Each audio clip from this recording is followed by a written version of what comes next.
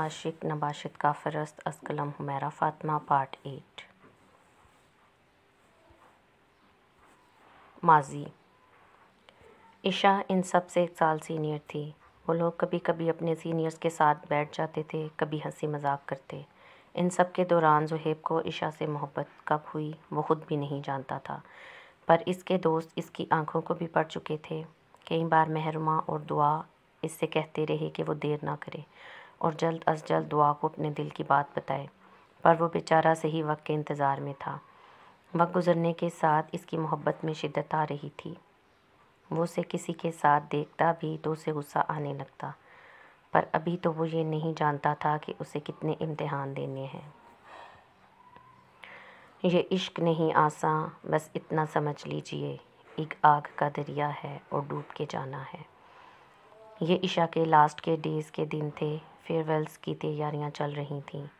اسی دوران سب کے بہت فورس کرنے پہ وہ عشا سے اپنے دل کی بات کہنے آیا۔ وہ بہت خوش تھا اس بات سے بے خبر کہ آج اس کا دل بری طرح سے ٹوٹنے والا ہے۔ وہ دونوں اس وقت یونی کے بڑے سے آڈیٹوریم میں تھے جہاں سجاوٹ وغیرہ کا کام چل رہا تھا، پر اس کے ذہین ترین دوستوں کی مہارت کہ اس وقت ہال میں کوئی نہیں تھا۔ سب کو شودی سے ٹریٹ کے بہانے کینٹین میں روک لیا تھا، جبکہ ہادی باہر کھڑا پہرا دے رہا تھا۔ عشا، مجھے آپ سے کچھ کہنا ہے۔ زہیب اس وقت ہر درجہ نروس تھا، اتنا کہ اس کے چہرے سے پسینے چھوٹ رہے تھے۔ وہیں عشا نے اسے ناسمجھی سے دیکھا۔ ہاں کہو نا، اور یہاں کوئی ہے کیوں نہیں؟ اس سے کہتے خود سے سوال کرنے لگی، جسے سن زہیب نے سر جھٹکا۔ وہ عشا ایکچولی میں اب کہو بھی، کیا بچوں جیسی حرکتیں کر رہے ہو؟ وہ ہمیشہ خود سے چھوٹا سمجھ کے ٹریٹ کرتی تھی، حالانکہ وہ صرف 1 سال بڑی تھی۔ آئی لو یو عشا، اس نے ایک زبان میں جلدی سے کہا، اس سے پہلے کہ وہ اکتا جاتی، جبکہ عشا کا وجود تو انگاروں کی زد میں تھا۔ اس پر حیرتوں کے پہاڑ ٹوٹے تھے، اس پر بدگمانی پل میں غالب ہوئی تھی۔ کیا بکواس کر رہے ہو؟ ہوش میں ہو؟ وہ غصے سے چیخی۔ عشا، میں سچ میں آپ سے بہت پیار کرتا ہوں۔ پیار تو چھوٹا لفظ ہے، میں تو آپ سے عشق کرنے لگا ہوں۔ آپ ہر وقت میرے خیالوں میں رہتی ہیں۔ میں آپ سے زیادہ اعجاب و اقرار ابھی نہیں کروں گا، کیونکہ میں شادی سے پہلے نہ محرم سے دل کی بات کرنے کا قائل نہیں، نہ لمبے چوڑے وعدوں کا۔ بس اپنے دل کے ہاتھوں مجبور ہو کر آپ کو اپنی چاہت سے آگاہ کرنے آ گیا۔ میں آپ سے شادی کرنا چاہتا ہوں۔ میں جانتا ہوں میں اس وقت شادی کے قابل نہیں، میں بس آپ کو انفارم کرنا چاہتا تھا۔ باقی شادی وغیرہ کے لیے جب میں شادی کے قابل ہو جاؤں گا تبھی رشتہ بھیجوں گا۔ اس نے اپنے دل کی گہرائیوں سے بنا انجام کی پرواہ کیے ساری حقیقت آشکار کر دی تھی، پر مقابل سے پڑنے والے تھپڑ نے اس کے اعصاب شل کر دیے تھے۔ گھٹیا آدمی، میں تمہیں بچہ سمجھتی رہی اور تم نے مجھ پر گندی نظر ڈالی۔ پہلے تو وہ چپ رہی اور جب بولی تو خنجر سینے میں پیوست ہوتا محسوس ہوا۔ اس الزام پر تو وہ تڑپ ہی اٹھا تھا۔ ایسا نہیں ہے، میں نے آپ کو کبھی گندی نظر سے نہیں دیکھا۔ میری نظروں میں ہمیشہ آپ کے لیے احترام رہا ہے، پر عشق پر زور نہیں۔ بند کرو یہ محبت عشق کا راگ الاپنا، تم انتہائی گھٹیا انسان ہو۔ اپنی ہوس کو محبت کا نام مت دو۔ مزید وہ کچھ بولتی کہ زہیب کی دھاڑ نے اسے لمحے بھر کے لیے سہما دیا تھا۔ بس میں مزید اپنے عشق کی توہین برداشت نہیں کروں گا، اور میری پاکیزہ محبت کو ہوس کا نام مت دیجیے گا۔ اگر تو میں ہوس پرست ہوتا تو آپ یوں عزت کی چادر لپیٹے یوں بند کمرے میں میرے ساتھ نہ ہوتیں، پر افسوس آنکھیں جو بند کر لی ہیں آپ نے۔ وہ غصے سے کہتا وہاں سے نکلتا چلا گیا۔ جس قدر وہ خود کو مرد ثابت کر کے آیا تھا، اندر سے وہ شخص اتنا ہی ٹوٹ پھوٹ کا شکار تھا۔ وہ باہر نکلا تو ہادی کو اس کی حالت دیکھ کے کچھ شک گزرا، تو اس نے جلدی سے ایک گروپ پہ چاروں کو میسج کیا اور فوراً اس کے پیچھے بھاگا۔ کسی کمزور لمحے میں اگر میں کہہ پڑوں تم کو مجھے تم سے محبت ہے، تو ہنس کے ٹال دینا بات میری اور بتانا کہ محبت جن سے ہوتی ہے انہیں آگاہ نہیں کرتے کہ آگاہی محبت میں گویا موت ہوتی ہے۔ محبت نام ہے خاموش جذبے کا، سسکنے کا، سلگنے کا، تڑپنے کا۔ اگر بتلاؤ گے محبوب کو چاہت کے بارے میں وہ تم سے دور جائے گا، وہ تم کو چھوڑ جائے گا، وہ تم کو خاص سے یکدم ہی بالکل عام کر دے گا، وہ تم کو عشق کے بازار میں بے دام کر دے گا۔ سو اے ہمدم لگاؤ دل کو تم سو بار، لیکن دھیان یہ رکھنا تمہارے دل میں جو ٹھہرے اسے یہ مت بتانا وہ تمہارے دل کا باسی ہے، اسے یہ مت بتانا کہ بغیر اس کے اداسی ہے، اس کے بالکل نہ جتلانا کہ تم کو اس کی چاہت ہے، اسے بالکل نہ بتلانا تمہیں اس سے محبت ہے۔ وہ بند کمرے میں آ کر ہادی کے سینے سے لگے بچوں کی طرح رونے لگا تھا۔ پہلی بار دل کسی پر آیا تھا، دل نے کسی کے ساتھ جینے کی تمنا کی تھی، دل پوری طرح سے چور ہو گیا تھا۔ پیار ہے تم سے مگر پیار سے ڈر لگتا ہے، پیار میں دل کو ملی ہار سے ڈر لگتا ہے۔ فاتح نے بھی جلدی سے آ کر اسے پیچھے سے ہگ کیا، وہ دونوں بھی اسے سہارا دینے کی کوشش کر رہی تھیں۔ وہ کہتی ہے میں ہوس پرست ہوں، وہ بچوں کی طرح روتے یہی کہہ رہا تھا۔ بیک وقت ان سب کو عشا پر افسوس ہوا تھا کہ اتنا چاہنے والا شخص ٹھکرا گئی۔ وقت کا کام تھا گزرنا، سو گزر گیا۔ انہوں نے آگے کام شروع کیا، پر ایسا کام جس کا علم ان کے علاوہ کسی کو نہیں تھا۔ اسی دوران انہیں عشا کی شادی کی خبر ملی تھی، پر زہیب نے کوئی ری ایکشن نہیں دیا، کیونکہ وہ خود سے وعدہ کر چکا تھا کہ وہ عشا کے لیے کبھی نہیں روئے گا۔ پر اب عشا کے لیے سوئی ہوئی محبت پھر سے انگڑائی لے رہی تھی۔ اسے خود پر غصہ بھی آتا تھا، پر بے بس تھا اپنی محبت کے ہاتھوں، جو کچھ اور دیکھنا ہی نہیں چاہتی تھی۔ دل پہ غصہ کرو تو بھی کیا فائدہ، کوئی قانون نہ عشق کا قاعدہ۔ جب اس نے عشا کو فارم ہاؤس میں روتے دیکھا تھا، اس کا دل کیا وہ اسے خود میں سمیٹ لے، اسے سینے سے لگائے سارا غم خود میں جذب کر لے۔ پر ہائے رے ظالم محبوب، یہ حق بھی کسی اور کو دے دیا تھا، اور جسے دیا اسے فرق نہیں پڑتا۔ وہ بس اس قید عشق سے رہائی چاہتا تھا جس کی کوشش وہ 6 سال سے کر رہا تھا۔ اس کا ہوس پرست کہنا اس کے دل میں تو ہتھوڑے کی مانند لگتا تھا۔ درد اتنا دیا تو نے ورنہ کہاں مانگتا ہے جدائی کوئی دل سے کبھی۔ اس وقت تو عشا کو زہیب غلط لگا، لیکن اکیلے میں سوچنے پہ اسے افسوس ہوا، کیونکہ زہیب ایسا نہیں تھا، وہ جانتی تھی۔ وہ اس سے معافی مانگنا چاہتی تھی اپنے لفظوں کے لیے، لیکن افسوس زہیب نے موقع ہی نہیں دیا۔ وہ اس کے اینڈ ڈیز میں یونیورسٹی آیا ہی نہیں۔ پر عشا اس سے شادی نہیں کرتی، کیونکہ زہیب کے پرپوزل سے پہلے اس کی منگنی واصل شاہ سے ہو چکی تھی، جسے وہ پسند بھی کرنے لگی تھی۔ گزرتے وقت میں وہ زہیب کو بھول چکی تھی۔ ہر لڑکی کی طرح اس نے اپنی شادی اور شوہر کو لے کر بہت سے خواب سجائے تھے، پر سارے ارمان برات کی رات کو ہی چکنا چور ہو گئے تھے۔ جب واصل شاہ شراب کے نشے میں گھر آیا، رشتہ تو اس سے جوڑا تھا، پر زبان پر مختلف لڑکیوں کے نام تھے۔ اس رات وہ بہت روئی تھی، اور پھر 6 سال سے رو ہی رہی تھی۔ وہ جانتی تھی اس کا شوہر کیسا ہے، پر وہ جان کے بھی انجان بنتی تھی۔ واصل شاہ اس کے پاس آتا ہی اپنی ضرورت پوری کرنے کے لیے تھا۔ ان کی اولاد نہیں تھی، کئی بار وہ اس پر طعنہ بھی سن چکی تھی۔ در حقیقت تو واصل اولاد چاہتا ہی نہیں تھا۔ زندگی ہر گزرتے دن کے ساتھ تلخ ہوتی جا رہی تھی۔ اس دوران ایک شخص جو شدت سے یاد آیا وہ تھا زہیب حسان اور اس کا پاکیزہ عشق۔ ایک بار باتوں باتوں میں زہیب نے کہا تھا، بیوی غلام نہیں دل کی ملکہ ہوتی ہے، جسم کا نہیں روح کا رشتہ ہوتا ہے۔ یہ بات اسے کانٹے کی طرح چبھتی تھی۔ کاش کہ وہ واصل کی پرسنالٹی دیکھ خود کو یوں برباد نہ کرتی، کاش کہ زہیب کے لیے اپنے ماں باپ سے بات کرتی، وہ تو ویسے بھی اس کی خوشی چاہتے تھے۔ پر کچھ کام ہم غلطیوں سے سیکھتے ہیں۔ بدقسمتی بھی یہ تھی اس کے وہ ماں باپ جنہوں نے اسے پھولوں کی طرح رکھا تھا، وہ اس کی زندگی میں کانٹے نہ دیکھ پائے۔ وہ نہ بھی کہتی تو وہ آنکھیں پڑھ لیتے۔ ایک ایکسیڈنٹ میں شادی کے 1 سال بعد ہی وہ انتقال کر گئے تھے۔ اکثر جب درد حد سے سوا ہوتا اور برداشت ختم ہوتی تو وہ پھوٹ پھوٹ کر رونے لگتی۔ باتوں باتوں میں بچھڑنے کا اشارہ کر کے خود بھی رویا وہ بہت ہم سے کنارہ کر کے۔ حال اگلی صبح خوبصورت تھی اور کچھ کے لیے بے نقاب ہونے کا دن تھا۔ وہ سب ناشتے سے فارغ ہو کر چائے پینے بیٹھے ہوئے تھے۔ گھر کا ماحول خوشگوار تھا۔ ان سب نے گھر پہ ایک چھوٹی سی پارٹی کا سوچا تھا۔ تبھی اہان شاہ کے پاس ایک نوٹیفیکیشن آئی تو انہوں نے جلدی سے نیوز آن کی، اور نیوز پر چلتی خبر نے ان سمیت پورے گھر والوں کے پاؤں سے زمین کھینچ لی تھی۔ سب حیرانی سے دیکھ رہے تھے۔ وہیں اہان شاہ، کبیر شاہ اور واصل شاہ کے چہرے کی رنگت سفید پڑنے لگی تھی۔ سامنے ہی اینکر بہت چیخ چیخ کے کہہ رہی تھی۔ جی ہاں ناظرین، آپ کو بتاتے چلیں کئی سالوں سے ہمارے ملک میں اسمگلنگ کے بہت سے کیسز مل چکے ہیں۔ لڑکیوں کو کڈنیپ کرنا، انہیں دوسرے ملک اسمگل کرنا، ان کا ریپ کرنا، فحش ویڈیوز باہر کے ممالک میں بیچنا، کئی معصوموں کی زندگی تباہ کر دینا، نوجوان نسلوں کو ڈرگس کی لت لگانا، اسلحہ مختلف طرح سے اسمگل کرنا، اور ان کاموں میں بہت نامور لوگوں کا نام سامنے آیا ہے۔ جی ہاں، بزنس ٹائکون احان شاہ، ان کے ساتھ ان کے بڑے بھائی کبیر شاہ اور بھانجا واصل شاہ بھی شامل تھے۔ احان شاہ جو ویسے تو بہت سے ٹرسٹ بھی چلا رہے، در حقیقت ان کا گندا چہرہ سب کے سامنے آ چکا ہے، اور ان کا چہرہ بے نقاب کرنے میں ہماری آرمی نے اہم تعاون کیا۔ ان کے خلاف اس ٹیم نے کئی ثبوت جمع کیے اور انہیں اریسٹ کرنے کا حکم جاری ہو چکا ہے۔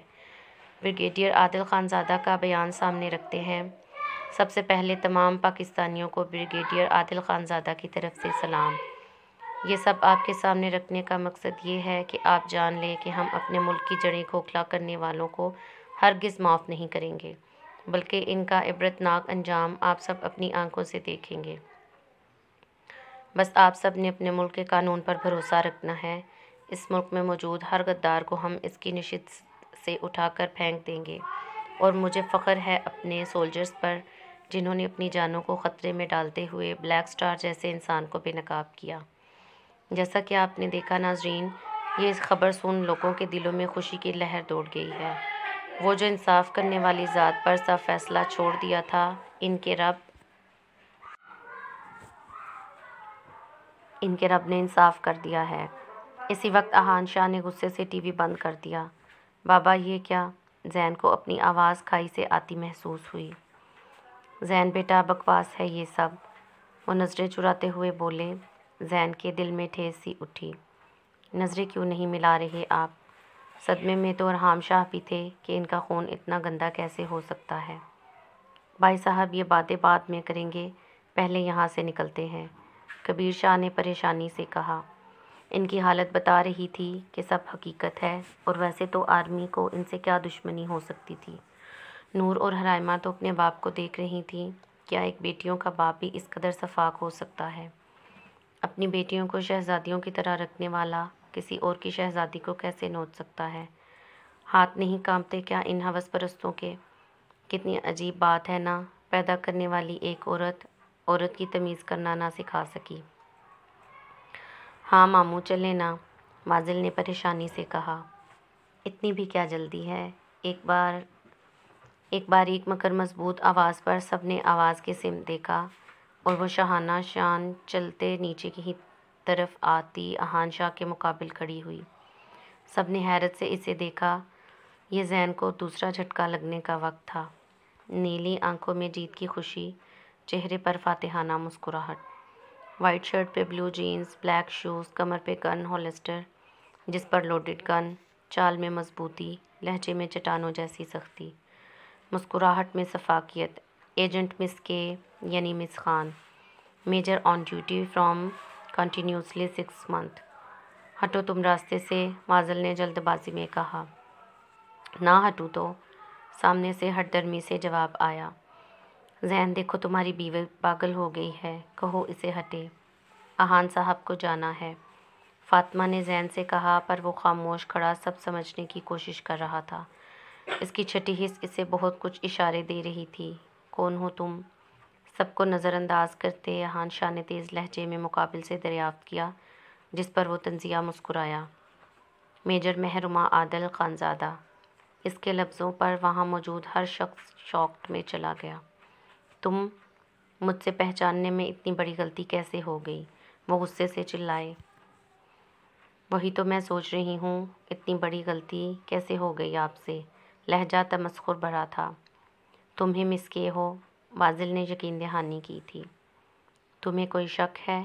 زین سمیت گھر کی سبھی افراد جھٹکے کے زد میں تھے۔ میں تمہاری آنکھوں کے سامنے نکل جاؤں گا اور تم کچھ نہیں کر پاؤ گی۔ احان شاہ کا لہجہ غرور سے بھرا تھا۔ تمہیں سزا دلوانے کے لیے میں جان کی بازی لگا دوں گی، مجھے کوئی افسوس نہیں ہوگا۔ ہاں ہاں، ایک تو تم آرمی والے ہر وقت مرنے دھرنے کے لیے تیار رہتے ہو، لگتا ہے زندگی سے پیار نہیں۔ سب دم سادے ان لوگوں کی باتیں سن رہے تھے۔ پیار ہے لیکن تم میں زندہ چھوڑ کے اپنے ملک کے معصوم نوجوانوں کی زندگی داؤ پر نہیں لگا سکتی۔ پیار ہے لیکن کسی معصوم لڑکی کی عزت سے زیادہ نہیں۔ پیار ہے پر کسی مجبور باپ کی آہوں سے زیادہ نہیں۔ پیار ہے پر اپنے ملک سے زیادہ نہیں۔ بولی تو اس کے لہجے میں چٹانوں سی سختی اور آنکھوں میں بلا کی سرد مہری تھی۔ زین کو وہ کہیں سے بھی اپنی سادی سی پیاری سی محرومہ نہیں لگی۔ وہ تو اس کی مانو بلی نہیں تھی، نہیں وہ صرف اسی کی مانو بلی تھی اور کسی کے لیے نہیں۔ اف تم آرمی والوں کے اندر وہ جوش ہوتا ہے نا، آج سارا جوش ختم کر دوں گا۔ تم بھی جاؤ گی وہیں جہاں تمہاری جیسی لڑکیاں جاتی ہیں، اور میں ملک سے باہر۔ وہاں رہو گی نا 2 دن، ساری اکڑ نکل جائے گی جب وہ وحشی تمہیں نوچ ڈالیں گے۔ اوقات بھول گئی ہو لڑکی ہو۔ ان کے لہجے میں اب بھی گھمنڈ تھا۔ انہیں یقین تھا بلیک سٹار کو کوئی نہیں پکڑ سکتا، پر ان کے لفظوں پر زین کو لگا کہ اس کی جان نکل گئی ہو۔ وہیں عورتوں پر حیرتوں کے پہاڑ ٹوٹے کہ وہ اپنے ہی بیٹے کی عزت کے بارے میں یہ سوال کیسے کر سکتے ہیں۔ بس ایک محرومہ تھی جسے کوئی فرق نہیں پڑا تھا، کیونکہ وہ جانتی تھی وہ یہ بول نہیں رہے، کر بھی سکتے ہیں۔ بابا یہ کیا بکواس ہے، زین چیخا۔ زندگی میں پہلی بار اس نے اپنے باپ سے بدتمیزی کی تھی۔ اس کا باپ اس کی نظروں سے گر جو گیا تھا۔ تم اس کل کی آئی ہوئی لڑکی کے لیے مجھ پر چیخ رہے ہو؟ وہ شدید طیش میں آئے تھے۔ یہ کل کی آئی ہوئی لڑکی سید زین شاہ کی بیوی ہے اور میری عزت بھی۔ اپنی نظریں اس سے دور رکھیں۔ وہ بھی اپنے باپ کا ہی بیٹا تھا، اتنے ہی شدت سے دھاڑا۔ بابا سرکار، بابا سرکار۔ اتنے میں ایک ملازم ہانکتے ہوئے آیا۔ سب کی توجہ اسی طرف مرکوز ہوئی۔ بابا سرکار، وہ حویلی چاروں طرف سے آرمی کے محاصرے میں ہے۔ پیچھے اسٹڈی والے رستے پر بھی ایک بھاری ٹیم تعینات ہے۔ اور کیا بخوبی، واصل نے چڑچڑا کے کہا۔ گھر میں کہیں بھی نیٹ ورک نہیں، یا شاید وائرلیس آف ہے۔ کوئی فون نہیں لگ رہا، نہ کوئی ای میل جا رہی ہیں۔ اس کی بات سن کر اب احان شاہ صحیح معنوں میں پریشان ہوئے تھے۔ انہیں تو لگ رہا تھا محرومہ اکیلی ہے۔ یہ تمہارا کام ہے نا؟ کبیر شاہ نے دانت پیس کے کہا۔ بالکل چاچو، یہ میرا ہی کام ہے۔ دیکھیں اپنی بربادی اپنی آنکھوں سے، تاکہ آئندہ کے لیے سب کو پتہ چل جائے جو بھی ہمارے ملک کی جڑوں کو کھوکھلا کرنے کی کوشش کرے گا اس کا کیا حال ہوگا۔ اس کی بات پہ زین کو دل کے کسی کونے میں فخر سا محسوس ہوا تھا۔ تمہیں کیا ٹریننگ میں صرف باتیں کرنا سکھایا گیا ہے؟ واصل آہستہ آہستہ اس کی طرف بڑھ رہا تھا۔ وہاں کوئی اور اس کا انداز نہ سمجھ سکا، پر وہ بھول گیا تھا سامنے کھڑی لڑکی فل ٹرینڈ ہے۔ یہ ساری چیزیں اس کے لیے پرانی ہیں۔ وہ جیسے ہی تھوڑا قریب ہوا، دونوں کی نظروں میں ایک دوسرے کے لیے بے انتہا نفرت تھی۔ اس سے پہلے کہ واصل اس کی گن لیتا، محرومہ جھکی اور بہت تیزی سے اس کے گھٹنے سے بلیڈ گزارتے گھوم کے پیچھے ہوئی۔ وہیں واصل زمین پر گرتا چیخنے لگا۔ لمحوں کا کھیل تھا، کسی کے سمجھ نہ آیا سوائے اس کے سولجرز کے جو آس پاس ملازم کی شکل میں کھڑے تھے۔ آہ، تم نے یہ… وہ بول نہیں پا رہا تھا۔ تبھی آسیہ شاہ بیٹے کی طرف میں سب کچھ بھلائے آگے بڑھی کہ محرومہ کے لفظوں نے انہیں رکنے پر مجبور کر دیا۔ نہ غلطی سے بھی نہیں۔ گھر کا کوئی بھی فرد بشمول آپ بھی اس کے قریب آیا تو اپنے ریوالور کی پہلی گولی اس کے سینے میں اور اس کا کام ختم۔ وہ گن اس پہ تانے ہوئے تھی۔ آہ واصل، ٹینشن مت لو۔ ٹینشن لیا تو بی پی بڑھے گا، بی پی بڑھے گا تو خون کا فلو بڑھے گا، اور میں نے تمہاری پیس کی نس کاٹ دی ہے، مینز ہیمولوٹری۔ اب تمہاری زندگی کے 15 منٹ ہیں۔ اگر تمہیں ٹریٹمنٹ نہیں ملی تو تم جہنم واصل ہو جاؤ گے۔ وہ مسکراتے ہوئے کہتی پھرتی سے پاس پڑی چیئر گھماتی اس میں بیٹھ چکی تھی۔ اے لڑکی، یہ کیا حرکت کی ہے؟ احان شاہ کا غصے سے برا حال تھا۔ وقت ان کے ہاتھ سے نکل رہا تھا۔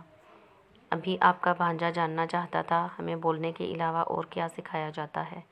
وہ فاتحانہ مسکراہٹ لیے اس کی طرف دیکھنے لگی جو کراہتا اسے ہی دیکھ رہا تھا۔ کیا چاہتی ہو؟ مارو گی نہیں مجھے، میں جانتا ہوں۔ وہ اٹک اٹک کے کہہ رہا تھا کیونکہ درد کی شدت نے کچھ بولنے کے قابل ہی نہیں چھوڑا تھا۔ اسمارٹ، تو سنو، میں چاہتی ہوں تم مجھے ابھی اسی وقت ان 5 لوگوں کے نام نہیں، 5 نہیں 4، ایکسکلوڈنگ اسفندیار ملک، جو اس ملک میں رہتے بلیک سٹار کے لیے کام کر رہے ہیں۔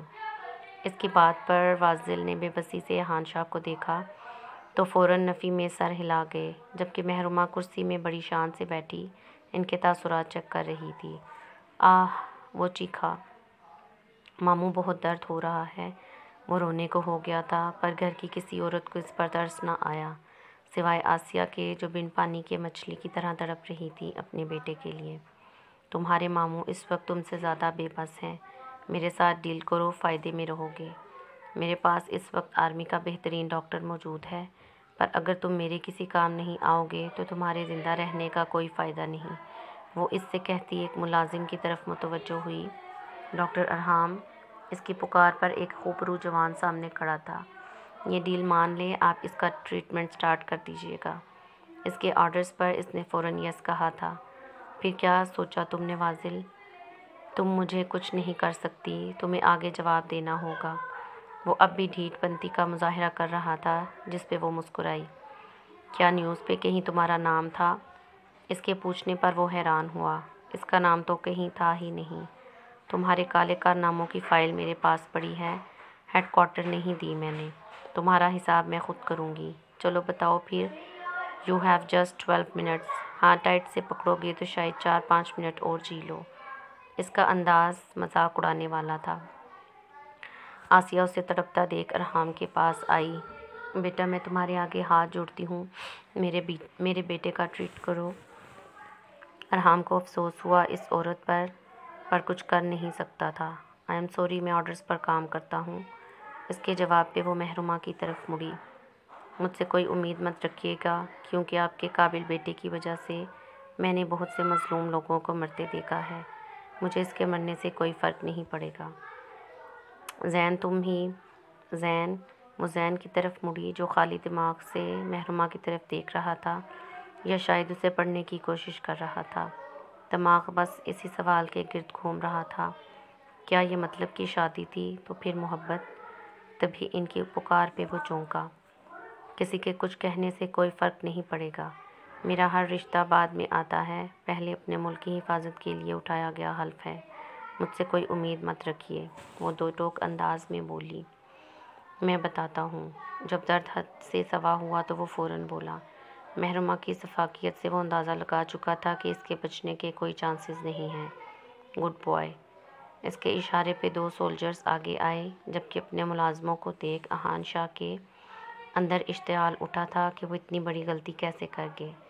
اسے روم میں لے کر جاؤ، اس کے ورڈز ریکارڈ کرو، ڈپارٹمنٹ سے کنفرمیشن کی صورت میں اس کا ٹریٹمنٹ شروع کر دینا۔ اس کے آرڈر پر وہ فاضل کو سامنے روم میں لے گئے۔ کچھ ٹائم کے بعد اس کی درد بھری آوازیں آ رہی تھیں، جو یقیناً اس کی ٹریٹمنٹ کی وجہ سے تھا۔ آہ میرا بیٹا کتنی درد میں ہے، وہ روتے ہوئے بولیں تو محرومہ نے افسوس سے نفی میں سر ہلایا، جبکہ احان شاہ اور کبیر شاہ کوئی چالاکی نہ کریں۔ 4 مینس ان کے سروں پر بندوق لیے کھڑے تھے، کیونکہ اس کی ٹیم بس ابھی پہنچنے والی تھی۔ درد یہ نہیں ہوتا، درد تب ہوتا ہے جب ایک لڑکی گھر سے نکلتی چادر کے حالے میں ہے، پر یہ درندے انہیں نوچ لیتے ہیں۔ درد اس باپ کا ہوتا ہے جو ساری زندگی کی کمائی گئی عزت کو ایسے درندوں کی وجہ سے کھو دیتا ہے۔ درد اس ماں کا ہوتا ہے جو اپنی بیٹی کو اپنی آنکھوں کے سامنے برباد ہوتا دیکھتی ہے۔ اس کے لہجے میں تاثیر ہی ایسی تھی، سب چپ سادھے سن رہے تھے اور شرمندہ ہو رہے تھے۔ کاش اپنے بیٹے کی پہلی غلطی پر اسے تھپڑ مارا ہوتا، اسے صحیح غلط کی تمیز سکھائی ہوتی تو آج اس مقام پر نہ کھڑی ہوتی، آج آپ کا بیٹا ایک ریپسٹ نہ ہوتا۔ جانتی ہیں، ایک 16 سال کی لڑکی ماں باپ کی اکلوتی لاڈلی بیٹی ڈاکٹر بننے کا خواب لیے جی رہی تھی۔ اس معصوم کی آنکھوں سے خواب چھین لیے، اپنی درندگی کا نشانہ اسے اسی کے گھر کے باہر پھینک دیا۔ جانتی ہیں کس کرب سے گزرے ہوں گے وہ والدین، وہ باپ جس نے کبھی اپنی بیٹی کو کانٹا نہ چبھنے دیا ہو، وہ ماں جو اسے ہر بری نظر سے سینچ سینچ کے رکھتی ہے۔ اس پہ کیا گزری ہوگی؟ اپنی بیٹی کی اجڑی حالت دیکھ کر معاشرے کے الزام سے ڈر کے اس باپ نے خودکشی کر لی، ماں ہارٹ اٹیک میں چل بسی، اور وہ مجبور لڑکی اتنی سی عمر میں ظلم برداشت نہ کر پائی اور زندگی کی بازی ہار گئی، اور یوں آپ کے بیٹے کا چند لمحوں کا فن اور ایک ہنستا کھیلتا گھرانہ برباد ہو گیا۔ پر مرتے وقت وہ تینوں ایک ہی خواہش رکھتے تھے، فاضل شاہ کو تڑپتے ہوئے مرتے دیکھنا۔ ایک معصوم یتیم لڑکی، اسے بھی نہیں چھوڑا آپ کے بیٹے نے۔ اولاد کی تربیت ماں باپ دونوں کی ذمہ داری ہوتی ہے، پر جتنے قریب سے ماں جانتی ہے کوئی نہیں جانتا۔ اس کے لفظوں پر ہر کوئی اپنے آپ کو شرمندگی کے گڑھے میں گرتا محسوس کر رہا تھا، سوائے ان کو چھوڑ کر جن کے دلوں میں مہر لگا دی گئی تھی۔ ابرام زندہ ہے نا؟ سب کی خاموشی میں ایک باریک آواز گونجی۔ رائمہ کی بات پر سب کی سوالیہ نظریں محرومہ پر تھیں، بشمول احان شاہ۔ مجھ سے پوچھ رہی، کیا تمہیں اعتبار نہیں؟ تم اس سے مل چکی ہو؟ وہ مسکراتے ہوئے بولی تو رائمہ چونکی۔ مطلب وہ آیا تھا؟ اس نے ایک اور سوال کیا۔ جب گھر آئے گا آرام سے بیٹھ کر سب پوچھ لینا۔ فی الحال کے لیے یہ جان لو زندہ ہے اور میری ٹیم کا قابل افسر بھی ہے۔ یہ ایک اور جھٹکا تھا شاہ فیملی کے لیے، پر سوال پوچھنے سے وہ منع کر چکی تھی۔ ابرام اور عمار ایک ساتھ بزنس پڑھ رہے تھے۔ وہیں عمار نے آرمی کی خواہش ظاہر کی تو ابرام کے اندر بھی جذبہ پیدا ہوا تھا۔ تب ہی پڑھائی کے لیے انہوں نے PMA جوائن کیا۔ گھر میں اس نے کہا تھا کہ وہ فردر اسٹڈیز کے لیے یورپ جا رہا ہے۔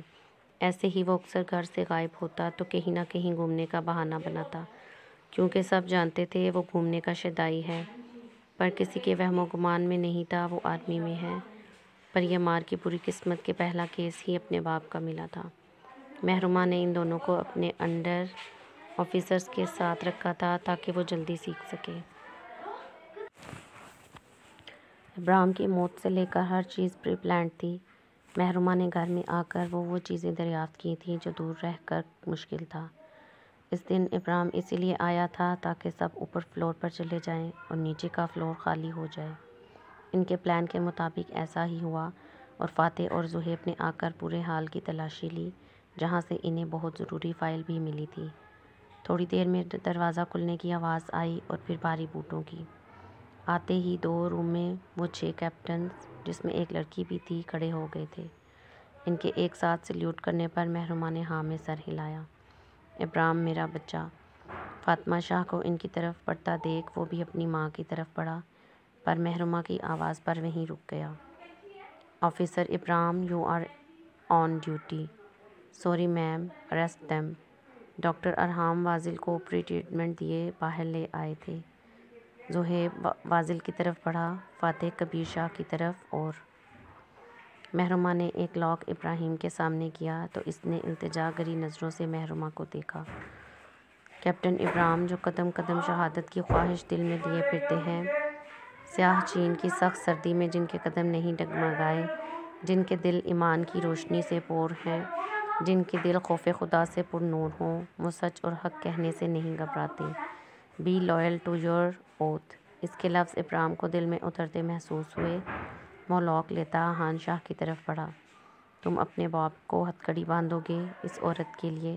احان شاہ نے حیرت سے اپنے بیٹے کو دیکھا۔ انہیں کسی سے تو نہیں، پر اپنے دونوں بیٹوں سے بہت محبت تھی۔ غلط، کسی عورت کے لیے نہیں، اپنے ملک کے لیے۔ میں اس ملک کا محافظ، اس ملک کا سپاہی ہوں، اور میرے سامنے کھڑا شخص میرے ملک کا غدار ہے، ہماری عورتوں کا مجرم ہے، اور مجرم کی سزا اسے مل کر رہے گی۔ وہ اسپاٹ انداز میں کہتا لاک لگانے لگا۔ تمہیں اس پر مجھ سے زیادہ اعتبار ہے؟ انہوں نے ایک احساس کے تحت سوال کیا۔ اپنے بچوں کی آنکھوں میں نفرت ان کے برداشت سے باہر تھی۔ نہیں تھا اعتبار، آپ پر تھا، پر آپ نے سب توڑ دیا۔ جس دن بھائی پاکستان آئے تھے، اس دن ایئرپورٹ میں محرومہ میڈم نے مجھے آپ کا اصلی چہرہ دکھا دیا تھا، پر تب ثبوت کی وجہ سے ہم خاموش تھے۔ ایئرپورٹ والی بات پہ اس نے چونک کے محرومہ کی طرف دیکھا۔ مطلب وہ شادی سے پہلے مل چکی تھی اس سے؟ وہ لڑکی کالے کپڑے کے پیچھے، وہ نیلی سمندر آنکھوں والی جس کے لیے پہلی بار اس کا دل دھڑکا تھا، وہ محرومہ ہی تھی، اور وہ بھی اسے جانتی تھی۔ سچ تو یہ تھا کہ محرومہ کا دل بھی وہ یونانی دیوتا پوری شان سے دھڑکا گیا تھا۔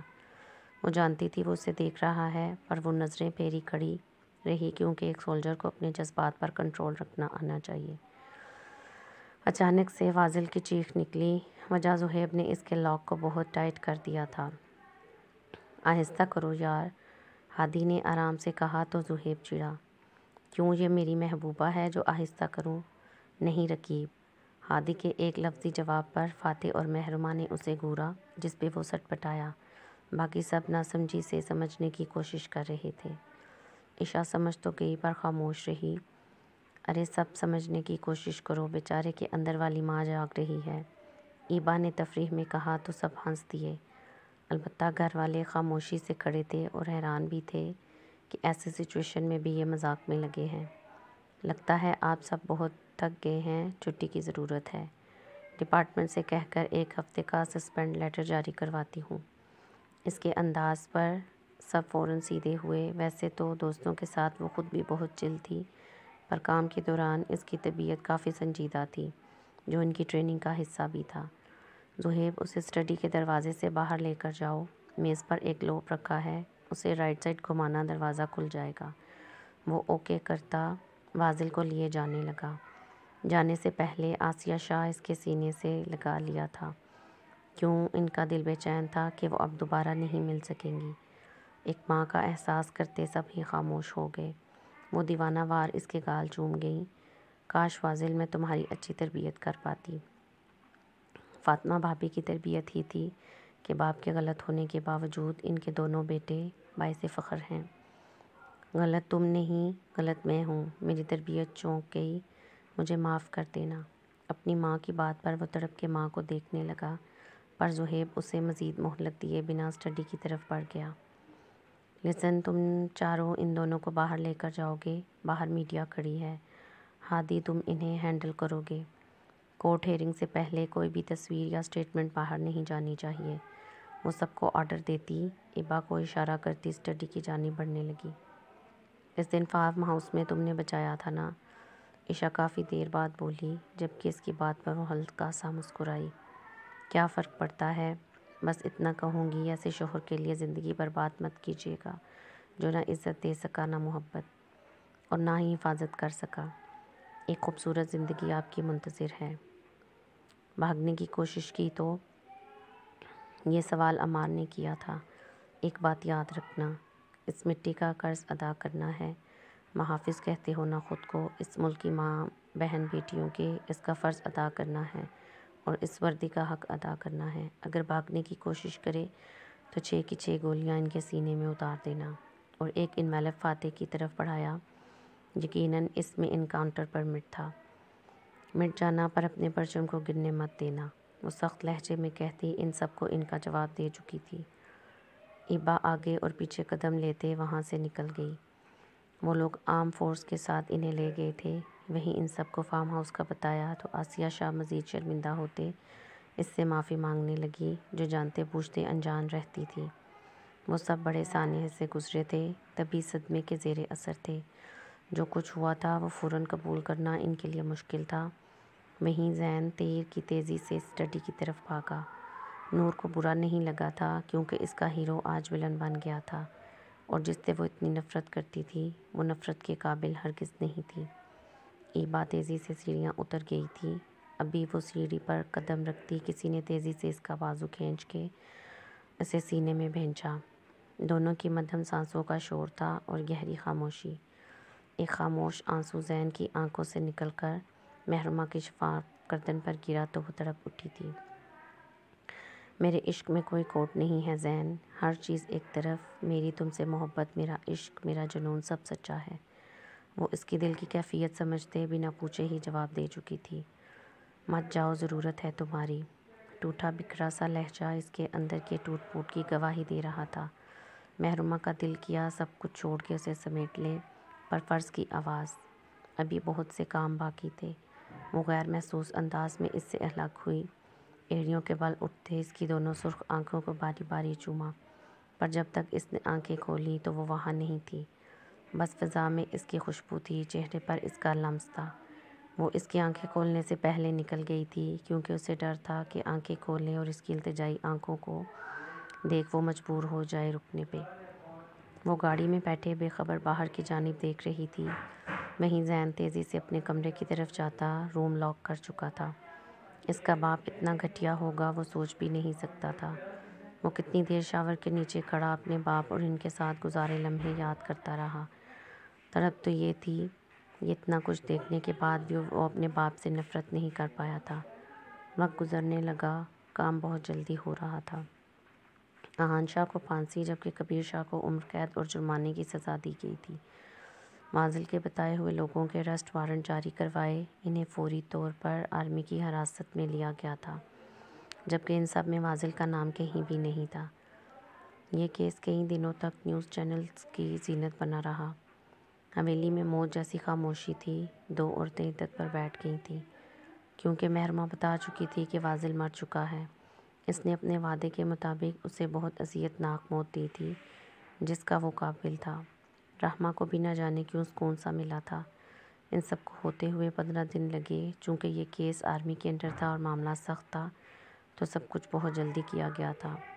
15 دنوں میں ان ساتھیوں نے پاگلوں کی طرح کام کیا تھا اور اپنا مشن آخر کو کامیابی کے ساتھ انجام کو پہنچایا تھا۔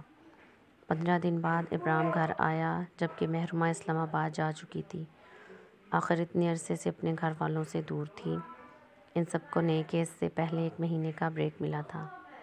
اس 1 مہینے میں ہادی کا نکاح ہوا تھا دعا سے۔ وہیں ابرام اور حرائمہ کی رخصتی ہوئی تھی۔ کیونکہ اسے جانا تھا اسی لیے رخصتی اسی دوران کر دی گئی تھی۔ رخصتی والے دن محرمہ سمیت وہ 6 آئے تھے۔ ان سب نے تو کافی ہلا گلا بھی کیا۔ جہاں سب اپنی بیوی کے ساتھ تھے وہیں زہیب بیچارہ اکیلے اکیلے سب انجوائے کر رہا تھا۔ زین موقع دیکھتے وہاں محرمہ کو وہاں سے اپنے کمرے میں لے کر جا چکا تھا۔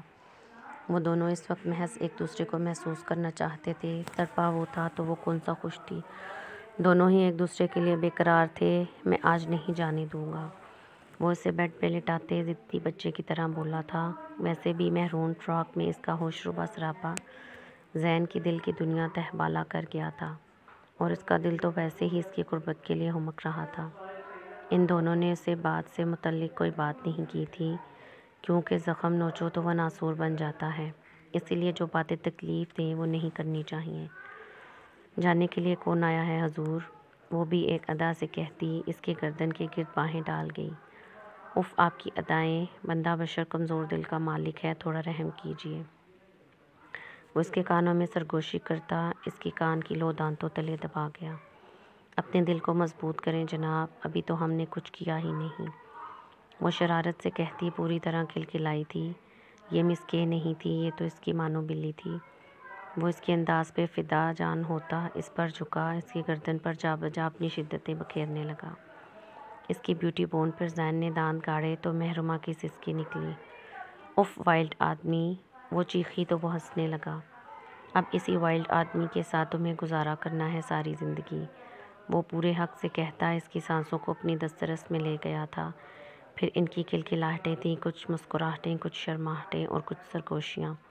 دنیا والوں سے دور وہ دونوں ایک دوسرے میں کھوتے چلے گئے تھے۔ وہیں کھڑکی سے جھانکتا چاند بادلوں کی اوٹ میں ہو لیا۔ نہ تمہیں ہوش رہے نہ مجھے ہوش رہے، اس قدر ٹوٹ کے چاہو مجھے پاگل کر دو۔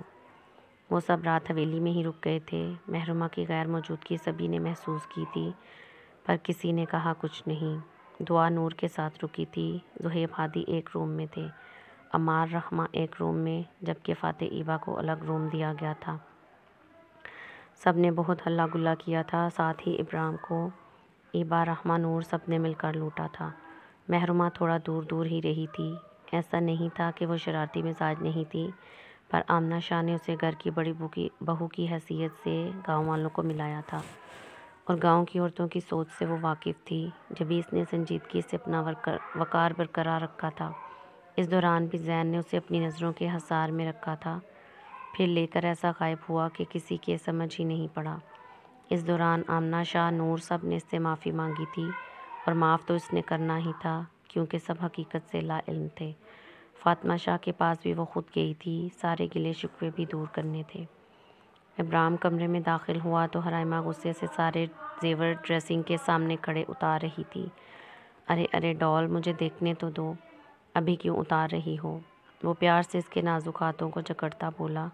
وہ جانتا تھا اس کی ڈال ناراض ہے، پر وہ آج رات اس کی ساری ناراضگی دور کر دینے کا ارادہ کر چکا تھا۔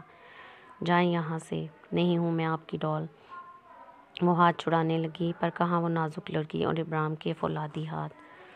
ڈال تو تم میری ہو، وہ کندھے اچکائے بے نیازی سے بولا تو حرائمہ نے سرخ آنکھوں سے اسے دیکھا، اور یہی ابرام بے بس ہوتا اسے سینے میں بھیج گیا، اور آہستہ آہستہ اس کے بالوں میں انگلیاں پھیرتا فوجی کی بیوی کو اتنا کمزور نہیں ہونا چاہیے ڈال۔ میں جانتا ہوں تم نے بہت سفر کیا، پر تم سے زیادہ ان لڑکیوں نے کیا جن کے لیے ہم لڑ رہے تھے۔ اپنے شوہر کی مجبوری سمجھو۔ تم بہت عزیز ہو، پر میرا فرض میرے لیے سانسوں کی مانند ہے جن سے میں کبھی منہ نہیں موڑ سکتا۔ مجھ پر بھروسہ رکھو، تم تنہا نہیں ہو، تم کمزور بھی نہیں ہو۔ اسے خود سے الگ کرتے اس کے چہرے کو ہاتھوں کے پیالے میں بھرا۔ مجھ پر بھروسہ کرتی ہو نا ڈال؟ اس کے پیار سے بولنے پر حرائمہ نے ایک ٹرانس کی کیفیت میں ہاں میں سر ہلایا۔ وہ آرام سے اس کی جیولری اتارنے لگا، پھر دھیان سے دوپٹہ جو سر سے سرک کے کندھوں پر آ چکا تھا اتار کے صوفے پر پھینکا۔ وہ شرم سے سرخ چہرہ لیے نظریں جھکائے کھڑی تھی، بوجھل پلکیں مانو ابرام سے اپیل کر رہی تھیں۔ وہ اسے باہوں میں بھرتا بیڈ پر لایا تھا۔ اجازت ہے اپنی ڈال کے سارے زخم خود میں سمیٹ لوں، اس کے دکھوں کا مداوا کر دوں۔ وہ اس پر جھکا اس سے اجازت مانگ رہا تھا، وہیں ایک ہاتھ سے اس کے دونوں ہاتھ بیڈ پر پن کیے اور دوسرا ہاتھ پیچھے اس کی شرٹ کی ڈوریوں میں الجھایا۔ حرائمہ نے ایک نظر اسے دیکھا، پھر نظریں جھکا لیں، گویا اجازت دے دی تھی، جبکہ پلکوں کی اٹھتی گرتی جالر اسے مسمرائز کر رہی تھی۔ اس نے جھک کے حرائمہ کے دونوں آنکھوں پر باری باری لب رکھے تو حرائمہ کی سانسوں میں انتشار پیدا ہوا۔ دل بری طرح سے دھڑک رہا تھا، سینہ توڑ کے باہر آنے کی اپیل کر رہا تھا۔ وہیں ابرام کا روم روم اس کی قربت کے لیے بے قرار تھا۔ ابرام نے ایک جھٹکے میں اس کی ڈوریاں توڑ دی تھیں۔ وہیں حرائمہ کی آنکھیں پھیلیں۔ میرا ڈریس، اس کی صدمے سے ڈوبی آواز پر ابرام کے لب مسکرائے۔ شش مائی ڈال، جسٹ فوکس آن می، میں نیو ڈریس لا دوں گا۔ اس کے کہتا کندھے سے شرٹ سرکاتا وہاں اپنے تشنہ لب رکھے تو حرائمہ کو لگا جیسے کسی نے جلتا انگارہ اس کے وجود پر رکھ دیا ہو۔ وہ مدھم پٹی سانسوں کے ساتھ آنکھیں بند کیے اپنا آپ اس کے سپرد کر گئی تھی، پھر آہستہ آہستہ اس کے مہکے وجود کو اپنے لمس سے معتبر کرتا جسم کی گہرائیوں میں سے روح میں اترنے لگا۔ دور کھڑی قسمت نے انہیں سدا ساتھ رہنے کی دعا دی تھی۔ بے شک ہر مشکل کے بعد آسانی ہے۔ رحمہ کی بچی کپڑے کیوں چینج کیے؟ عمار نے گھورتے ہوئے اسے دیکھا جس نے لائٹ پنک کلر کی باربی والی شرٹ اور ٹراؤزر پہن رکھی تھی۔ وہ اس وقت عمار کو گڑیا ہی لگی، گھنگریالے بالوں والی گڑیا۔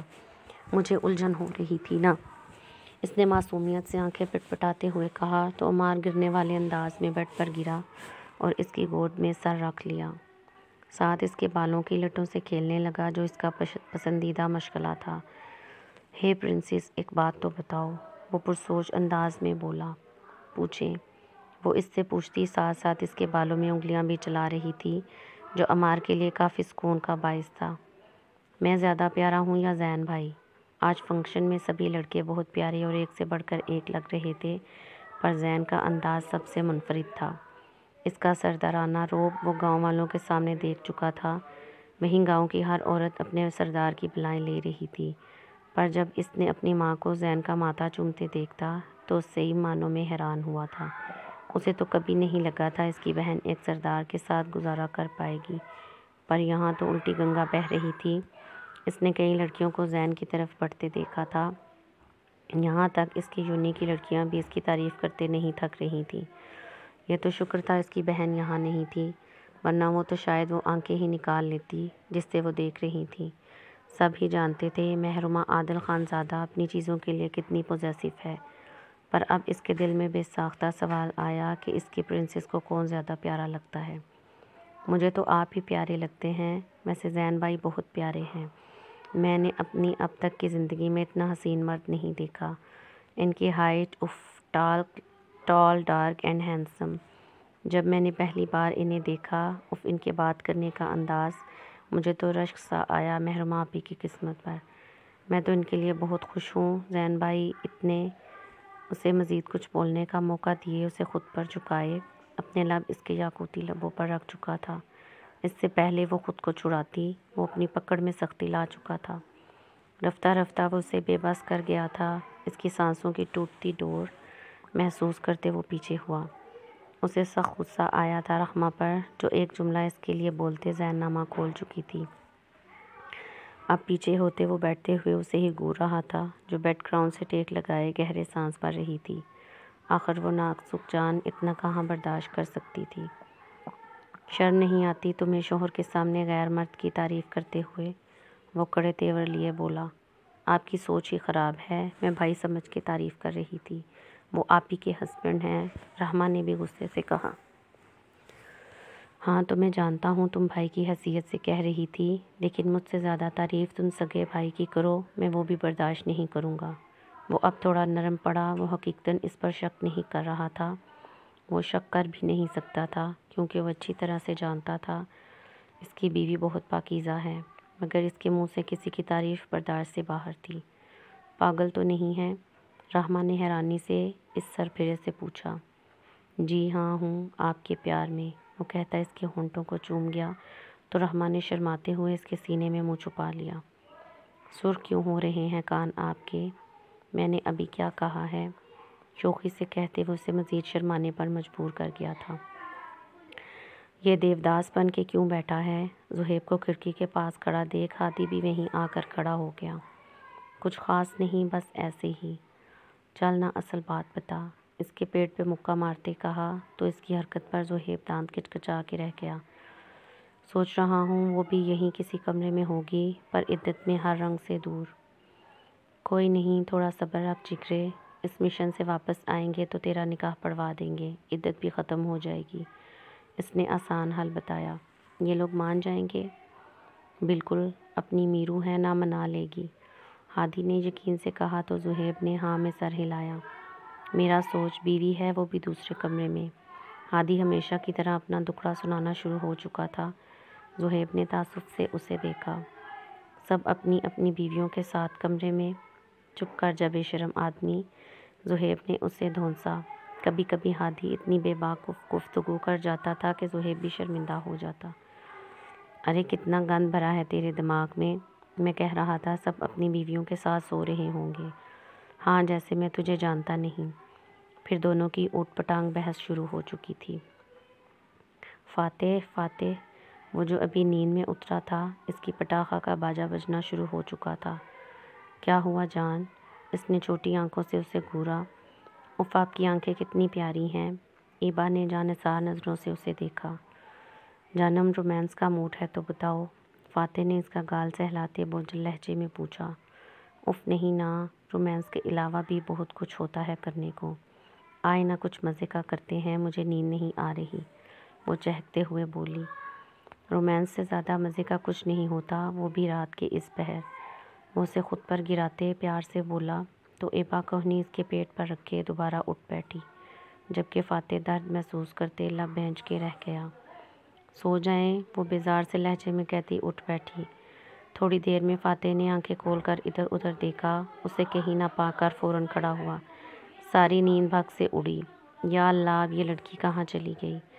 وہ اپنی ہی سوچ میں تھا جب نسوانی چیخیں حویلی میں گونجی۔ یا اللہ، یہ کون چیخ رہا ہے؟ پوری طرح سے آواز کو اینالائز کرتے وہ اندازہ لگا چکا تھا کہ یہ ایبا کی چیخ نہیں تو پھر یہ کون تھا؟ سب جلدی سے اپنے اپنے کمرے سے نکل کے باہر آئے۔ سب نے ایک دوسرے کی طرف دیکھا۔ یہ آواز کہاں سے آ رہی ہے؟ زین نے پریشانی سے پوچھا۔ نور کے کمرے سے۔ رائمہ کے کہنے پر سب وہیں آئے تو سامنے کا منظر دیکھ کر ٹھٹکے۔ کمرے میں اندھیرا تھا، سامنے بڑی اسکرین پر کوئی بھوت والی مووی چل رہی تھی اور وہ دونوں کھڑی چڑیل چڑیل بچاؤ چیخ رہی تھیں۔ زین نے آگے بڑھ کر لائٹ آن کی تو دونوں نے آنکھیں کھولی۔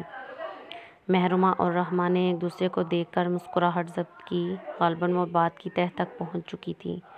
کیا ہوا ہے؟ زین نے سخت لہجے میں پوچھا۔ ایک آج ہی کا دن اسے ملا تھا اور اسے یہ ڈسٹربنس سخت زہر لگ رہی تھی۔ وہ زین ادا چڑیل، دعا نے ڈرتے ہوئے کہا۔ نور تو نظریں جھکائے خاموشی سے کھڑی تھی۔ دعا کو ادا اتنا پیارا لگا تھا رائمہ کے منہ سے، وہ بھی ادا ادا کہنے لگی تھی۔ ہادی نے ڈر کے زین کو دیکھا، کہیں غصے میں اس کی بیوی کو ڈانٹ ہی نہ دے، جب کو زین کے اس کے ادا کہنے پر پیار آیا، پر اس کے ڈرنے پر وہ ان دونوں کو افسوس سے دیکھنے لگا۔ محرمہ سکون میں تھی، وہ جانتی تھی اس کا شوہر بلا وجہ کسی کو نہیں ڈانٹے گا۔ بچے یہاں کوئی چڑیل نہیں ہے، آپ لوگ اندھیرے میں یہ دیکھ رہی تھیں جبھی آپ لوگوں کو وہم ہوا ہے، زین نے آرام سے سمجھایا۔ نہیں وہ چڑیل تھی، وہم نہیں، ہم نے دیکھا ہے اماں سائیں، نور نے ڈرتے ہوئے کہا۔ ایک منٹ دعا، یہ مووی کس نے دی ہے؟ محرومہ نے بنا وقت ضائع کیے سیدھے مدعے کی بات کی تھی۔ ایبا نے وہ کہہ رہی تھی بہت اسپیشیس ہے۔ دعا نے صاف گوئی سے کہا، سنبھالو اپنی بیوی کو فاتح سلطان، میرے اندر کی چڑیل جاگ گئی تو پرابلم ہو جائے گی۔ وہ تیز آواز میں کہتے زین کا ہاتھ پکڑے وہاں سے نکل گئی۔ تیز آواز میں کہنے کا مقصد تھا ایبا بھی سن لے۔ سوری آپ سب کو میری وجہ سے پرابلم ہوئی، مجھے نہیں پتا تھا یہ دونوں چلانے لگیں گی۔ وہ فوراً الماری سے باہر آتے معصوم شکل بنائے بولی، جو سفید لباس میں بال آگے کیے ریڈ لپسٹک میں بھوت لگ رہی تھی، تو تم تھی وہ چڑیل؟ دادی نے اوپر سے نیچے دیکھتے ہوئے کہا، سوری نا، سچ میں مجھے آپ لوگوں کو ڈسٹرب نہیں کرنا تھا۔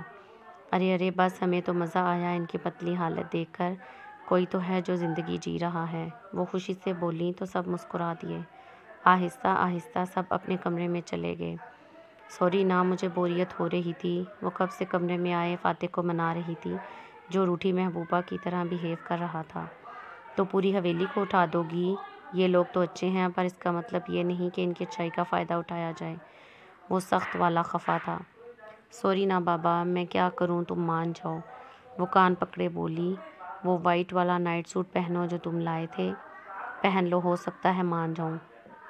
وہ تو بس مان ہی گیا تھا، وہ کہاں اپنی جان سے ناراض ہو سکتا تھا، پر اب آفر ہی اتنی زبردست آئی تھی، کفران نعمت تو کر نہیں سکتا تھا۔ اس کا موڈ اچھا ہوتا دیکھ وہ ڈریسنگ کی طرف بھاگی، کیونکہ اس کی ناراضگی برداشت نہیں کر سکتی تھی۔ تھوڑی دیر وہ باہر آئی تو ٹکٹکی باندھے اسے ہی دیکھ رہا تھا۔ وائٹ کلر کی سلک نائٹی تھی جو گھٹنوں تک تھی، اور اوپر سے 2 نوٹس بندھے تھے، جس پر اس کا خوبصورت سراپا فاتح کی دل کی دنیا میں تہلکہ مچا گیا تھا۔ وہ آگے بڑھتا اسے باہوں میں بھر چکا تھا۔ جاری ہے۔